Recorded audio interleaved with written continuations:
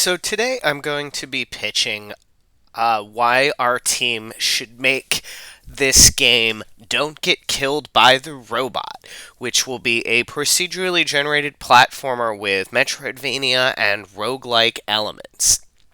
The basic point of the game is that it's a seeded, randomly generated platformer with exploration of the map as a core mechanic.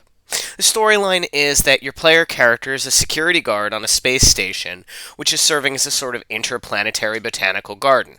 In order to leave at the end of your work shift, you'll need to collect keycards from each of 6 security offices around the station. The station doesn't have any enemies or anything you need to fight, but you do need to avoid the environmental hazards presented by the botanical garden. Unfortunately, the guy who knows how to turn off the killer security robot already went home for the day. Sorry, don't get killed by the robot. The robot will be a non-player character that wanders randomly around the station looking for intruders, until it spots one, you.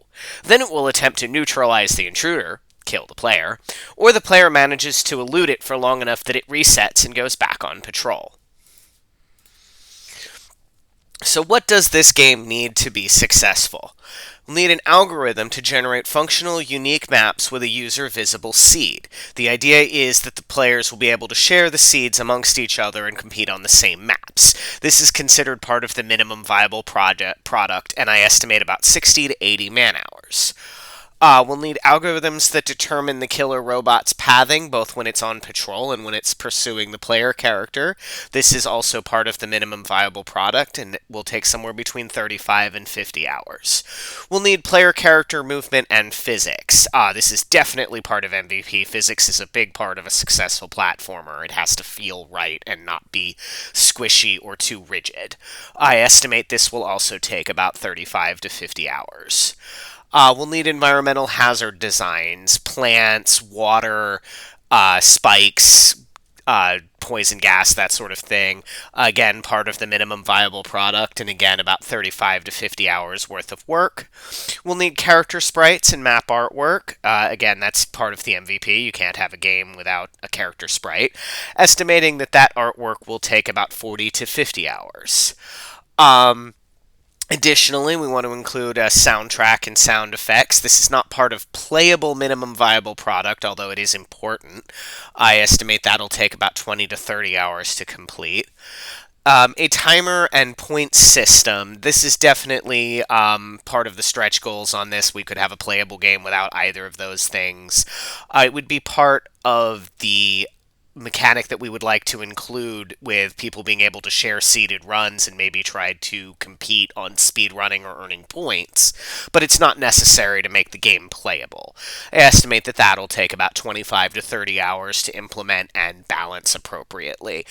And finally, there'll be some dialogue and story writing, which again is a little bit of a stretch goal. You don't need that to make a platformer work, although it would be very nice to make it more accessible to the player. And that'll take about 15 to 20 hours to complete.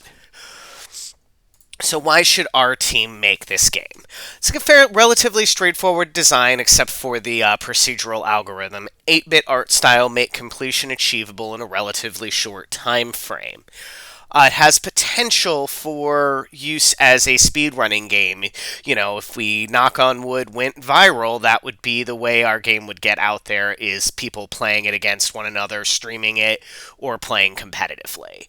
And then the reason why this benefits our team is that we can then use these algorithms that we develop and reuse them in future projects. There's no reason why a procedurally generated algorithm that can place puzzle rooms and platformer rooms couldn't be reused in a later Metroidvania or roguelike game. Same with the player physics and artwork assets and things like that can all be reused with slight tweaks, which gives us a library of assets to work from in the future. So this is our team and who we are and why we're the right ones to make this game. I'm the developer and project owner. I have a background in data science and software engineering, which means that I have the skills to write a procedurally generated algorithm-driven game. This is right in my wheelhouse. It's exactly the kind of puzzle that I find fascinating and can get lost in for hours at a time. We have our project manager and designer who has an extensive background in classic video games, makes her perfect for designing an 8-bit platformer. She's also considered our project manager as she's the one who's best at finding the vision of our game and holding us to it. She's the one who's going to keep us from overscoping and things like that. We have our artist and composer who has experience in composing remixes of classic cartoon themes and video game soundtracks. Makes him a great choice for this style of game. Our artist and composer does also have some tech background, and he'll be able to assist with the development aspects. And finally, we have a couple of play testers who are our video game enthusiasts who can play our game and point out where there are issues and tell us what they liked and didn't like and allow us to refine the game. Story and dialogue components, I think, are going to be the responsibility of the team as a whole, done through brainstorming. We can use our play testers to test out to see if, like, comedic jokes land and that sort of thing. The amount of time that we have to spend might not need to be as long as it sounded like from the previous slide listing how many hours each things will take, as much of this work can be done concurrently. The art and music work, for example, doesn't have any dependencies on the development work, so they could proceed concurrently. So that's why we can do it. We have the skills to make this game, and when we do so, we will be better for it by building up our skills and also building up a library of assets that we can use to build future games. This will benefit us and might be something that could be popular on the commercial market. Thank you.